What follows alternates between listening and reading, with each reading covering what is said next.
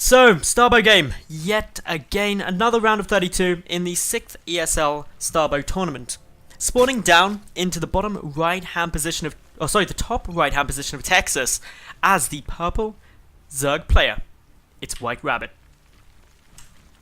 And his opponent down in the bottom left, the red Protoss. It's Dan.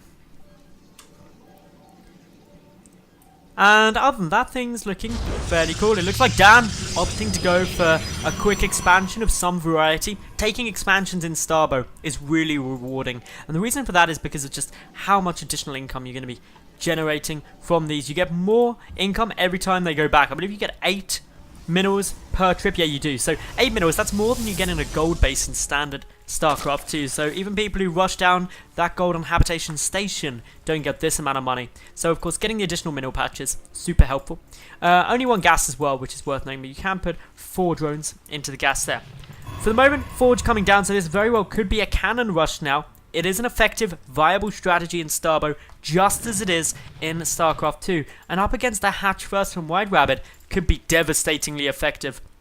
Got to keep a close little eye on exactly what is going to be coming down here, but all in all, this is looking very cannon rushy. There's enough minerals sitting there.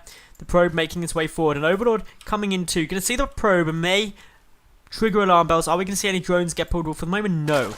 We've also got the probe now coming up. There's a decent amount of minerals banked up. The probe attacking the drones, which is not something that it'll usually do if you're going to be cannon rushing. So potentially not what we're going to be coming down with. But yeah, with the Nexus now, not going to be a cannon rush, despite what I may have thought. Maybe that's just my cynical side, that being a best of one, expecting at least one person to try and cheese. I am drinking English breakfast tea because that's awesome. A little unrelated topic which we were talking about in the pre-game, and anyone who's watching on VODs of course won't know about the teacup. The teacup is awesome. For anyone who wants to see the teacup, there you go, it is massive. So yeah, probe just busy trying to be irritating, succeeding in being irritating. Hasn't killed anything as of yet, but it's still successful. Meanwhile, gas coming down, spawning pool nearly finished, and back over at Dan's side. He's getting his gateway down and is just playing a pretty standard probing. Work count 17 to 15. First 2 queens going to be coming out shortly. You can only build 1 queen per hatch, which is something which is different from standard StarCraft 2. The way they inject as well is something I touched upon briefly last game, but I'll explain a bit more. If you inject a hatchery, it increases lava production there by a little chunk, about 60 odd %. I can't remember the exact figure, but that's just a constant increase. Whereas you don't get a sun boost, so it is actually, if I double check this now, 65%. And so that's why they look like a volcano, just busy getting down a decent chunk more lava per, obviously, constant time, but you can still only have 3 at a time. K-Darans and Citadel coming down, so Citadel upgrades allow Nexi to chrono boost and all those sort of fun things, which is always good. The Cybercore also on its way down, so there we go. Of course, chrono boost and Rift is also available. Rift is kind of like a mass recall, but it works in reverse, so you can cast on anything on the map and it brings it back to the Nexus, so it's pretty sweet. Still, we're seeing the injects go down. Inject doesn't take that much energy, so you can start generating creep too. Inject's a little bit off time here. Would like to see a few more. Hydrogen coming down on hatchery tech, so for a lot of people that's going to seem quite abnormal, but hatch tech hydras are very, very good, although they are incredibly slow off creep.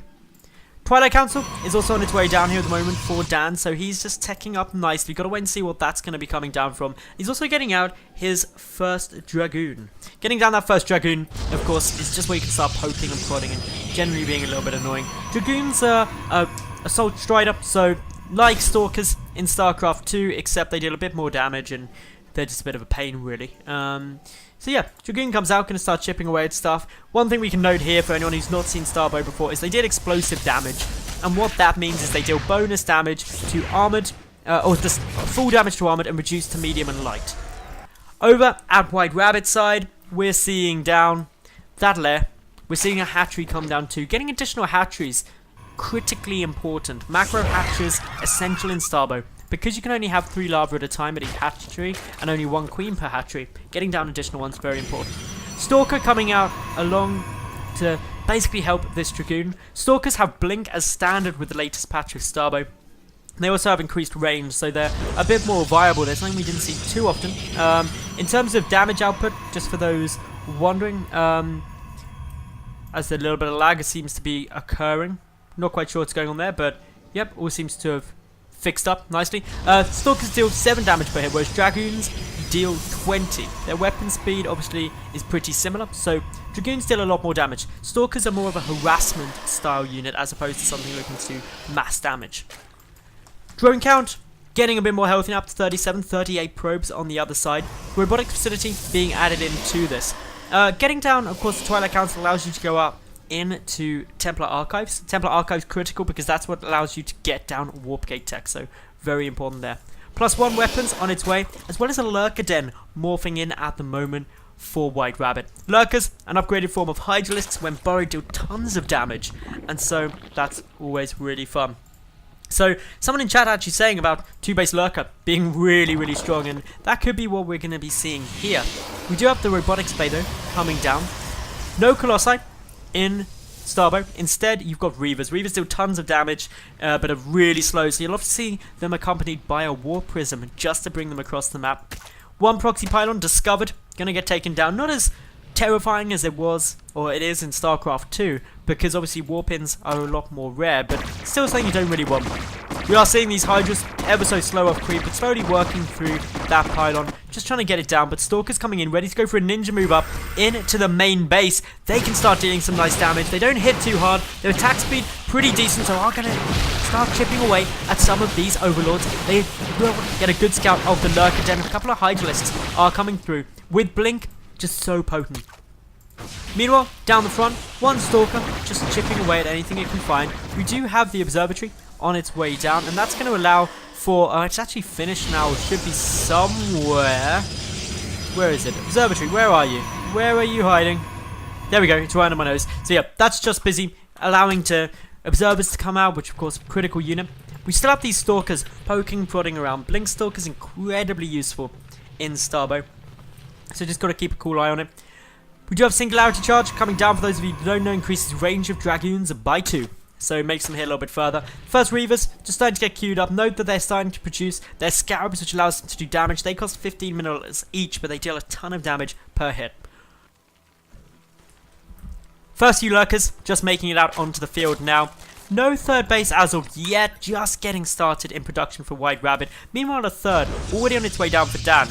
In terms of resources lost, this game has so far been fairly passive. Not much in the way of attempt to really deal an all-out strike or get a decisive early victory. Just some poking and prodding by Dan, but with Hydras now up on this cliff area, it's unlikely the Stalkers would make much of a way through, but they are going to be engaging some Hydras, having to blink away back to safety. Their health very low, as you can see there. And with all of this, really this is just a very passive game for the moment. It's both players trying to macro up, trying to get into the later stages as best they can, but not too much terrifying is occurring for the moment. Couple more Hydralisks just making their way across the map. The Lurker count only at 3, so there isn't a substantial number of them as of yet. A few of these reinforcing Hydras getting picked off by the Stalkers, and good Blink Micro being utilised, but the Hydras now up the front. The Lurkers in a good position, looking pretty threatening. And anything that gets in range will start taking a good hit of damage. Lurkers do 23 damage per hit. But there's the Reavers showing their Scarabs burst damage and of course splash damage coming down. The Reavers on the high ground do both have 5 Scarabs. They're just staying well away from the Lurkers. Don't want to get in range of that. The Lurkers going to just start edging forward. Now though, the Reavers start detonating some nice hits down on these Lurkers for the moment. There is an observer here granting vision of those burrowed units, and the Dragoons making short work of the remaining Hydras. Even though they deal only 50% damage to them, with the Blink Stalkers coming from behind, a nice little pick-off, dealing a lot of damage to WhiteRabbit. Resources lost, heavily favouring Dan at the moment. But WhiteRabbit, he's got a solid economy, he's got his 3rd up and is taking his 4th, so he shouldn't be in too much of a bad spot. Cadians, Citadel coming down yet again, and that's just all cool times, as well as the Templar Archives. Of course, we've got the 1-1 upgrades on their way. Upgrades take forever in Starbow, 240 seconds every single time, so just keeping a close eye on who's upgrading when. +2 getting started now, ranged attack for the Zerg player, so a little bit behind in terms of upgrades, but not by a huge amount.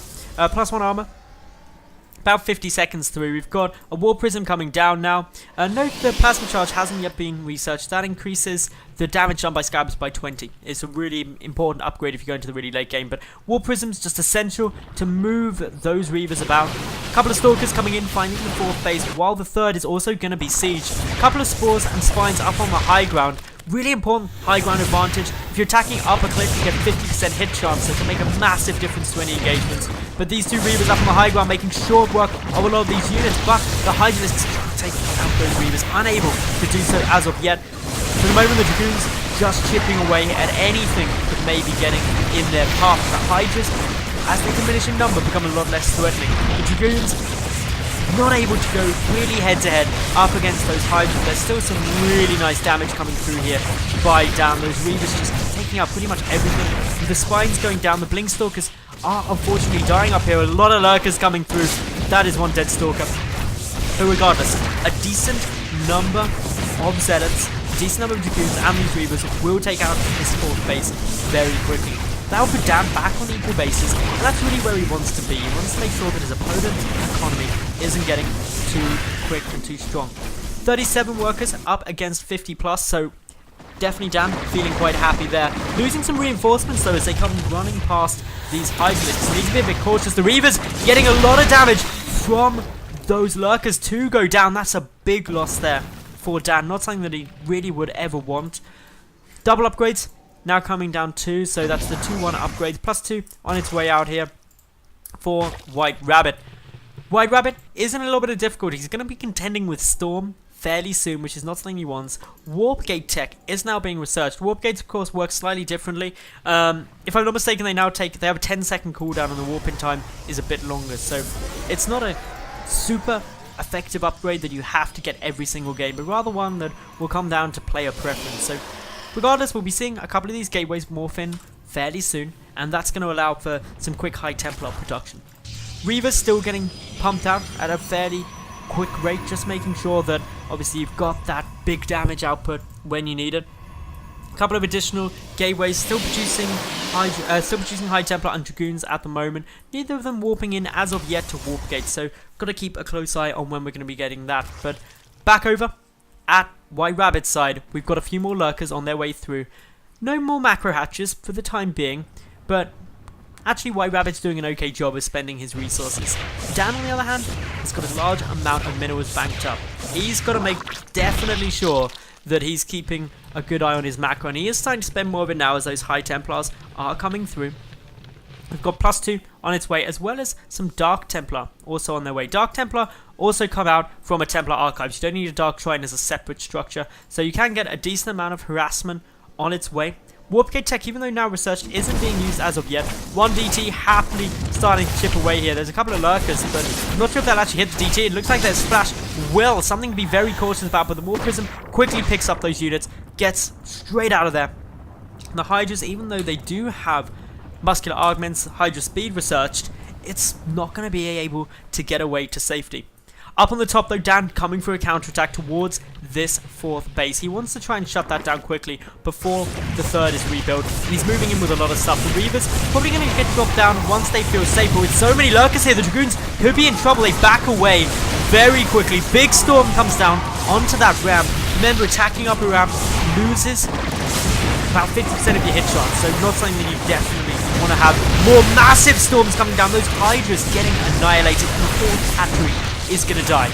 That was a great little push by Dan. He's continuing on, but he's now absent of any additional storms. He's got about 1 more left, it seems, but that is it. Needs to be very cautious. The Hydras, though, for WhiteRabbit, just walking into pain.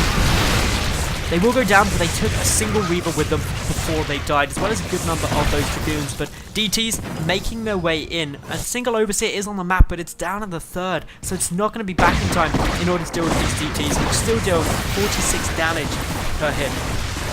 In now comes the remaining forces. A single Archon there as well, trying to help with the mix. Protection now granted by that Spore Crawler allows the Dark Templar to get taken down, but it's the Archons and Dragoons to the back. They're dealing some nice damage, and Dan really on the offensive. There's so few Hydras. Drones now getting pulled, which unfortunately is never too much of a good sign. A single Queen enrages, but this Reaver making sure work of them. The DT still working through, not taking damage as of yet, even though it can be seen due to that. But WhiteRabbit knows it's over. He GG's out, and Dan will advance forward into the round of 16.